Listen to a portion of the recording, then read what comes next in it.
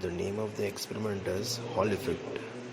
As we can see over here, this is Hall effect instruments. As we can see over here, this is milliampere. It is displaying whatever the units that we will be noting. This is the milliampere, and the units and the values that we will be noting in the book, the displays over here, that is millivolts, and the values which are displaying over here are of amperes. So initially, while uh, doing the experiment, as we can see, this is the first table, that is magnet current fixed. So as we can see over here, that IM, that is magnetic current, we have kept it as 100 milliampere, and simultaneously we'll be doing the calculations, that is we'll be noting the values. So as we can see that we'll have to start from current through sample, that is 0.5. So as we can see over here, initially we'll have to keep the magnet current as 100 milliampere. As we can see that this is an ampere, so that means we'll have to keep in such a way that it must be 0.1, as it is an ampere, and this button must be negative. Okay, this button must be negative. And for the first table, as we can see in the book, for the first table, for the entire observation table, we'll have to keep this value the same, that is 100 milliampere, that is 0.1 ampere, and simultaneously we'll have to keep on varying this we'll have to keep on varying this value of excitation current. We'll have to start it from 0.5.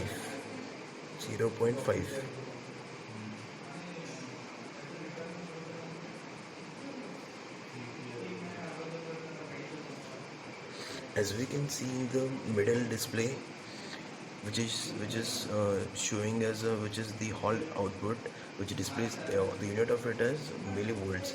So whatever the unit, whatever the number displays over there, that will have to note it as VH1, and simultaneously we'll have to do it for the other values, that is till 3.0. So whatever the value is, and after reaching the 3 for VH1, we'll have to continue from the reverse side, that is from 3 onwards. So whatever the values that we get, we'll have to keep on decreasing the excitation current from 3 to, suppose we are now getting the values for VH2, that is this, and we'll have to get the values from the downside, that is from 3.0, 2.5, 2.0, and simultaneously we'll have to reach till, in the same way we'll have to reach till 0.5. So after completing the initial 2 columns, we'll have to go for the third column, that is VH3. So as we are getting the values for VH3, we'll have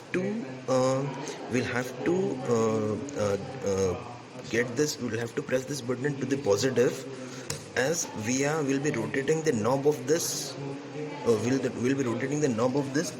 excitation current. So that's the reason we'll have to get it to positive for getting the values of VH3 and VH4, and simultaneously we'll have to keep this same, that is magnetic current must be the same, and in the same way we'll have to get the values of VH3 and VH4. So whatever the value is displaying on the Hall output, we'll have to note it down. As in the VH1, we started from 0.5 and we ended till 3.0, and while getting the values of VH4, we'll have to do in the same way as we did in the VH2. We'll have to start from 3.0, and we'll have to get the values from like 3.0, 2.5, 2.0, 1.5, 2.0, 1.5, 1.0, 0.5, and we'll have to end it till here. and whatever the values that we have got for VH1, VH2, VH3, VH4, the same values we'll have to do the mean of this, like as considering for only for 0.5, we'll have to take a mean of 0.8, 0.7 minus 0.6 minus 0.6. We'll have to take a mean of this four values, and whatever the mean is, we'll have to note it down here. And whatever the values that we have got over here, in the same way we'll have to get the mean of all the values in the last column.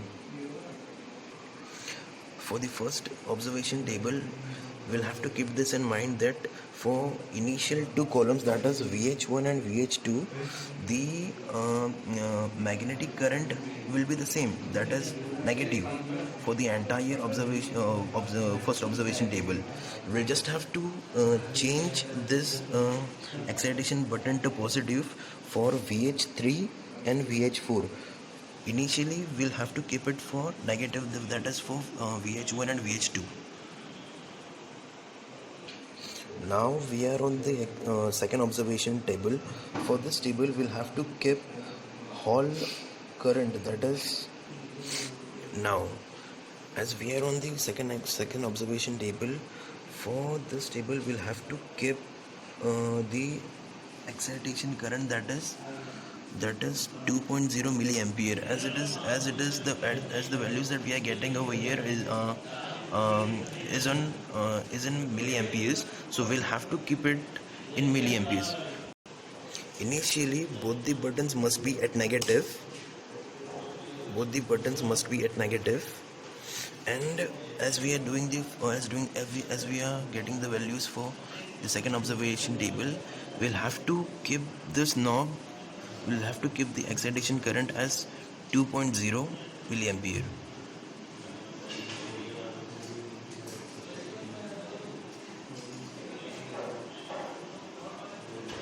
Milliampere. As we can see that it is displaying the unit, that is milliampere,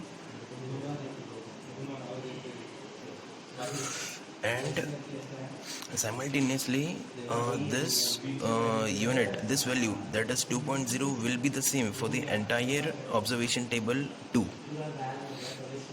And here we'll be varying the magnetic current, that is will be starting from 100, as we can see that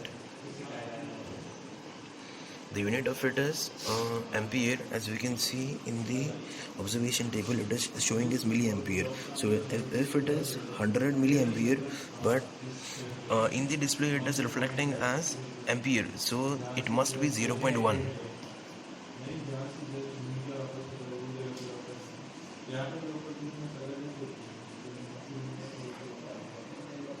Okay, and whatever the value that is displaying in the Hall output, we'll have to note it down, that is 4.5 or 4.6 millivolts for VH1. As we can see that the magnetic current starts from 100, 200, 300, 400, 500. The last number is 500. So we'll have to get the values till 500 for VH1. Okay.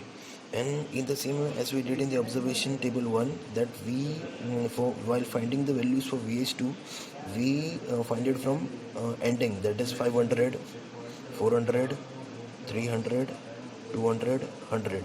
In the same way we'll have to find the values, and after finding the values for VH1 and VH2,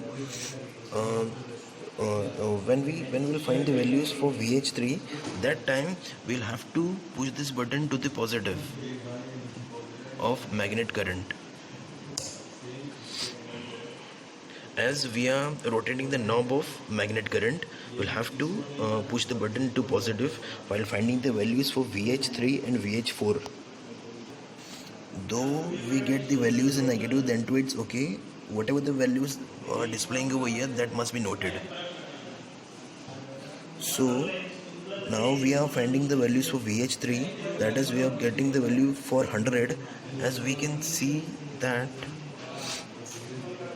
will rotate the knob so that we can display the magnetic current as 0.1 ampere.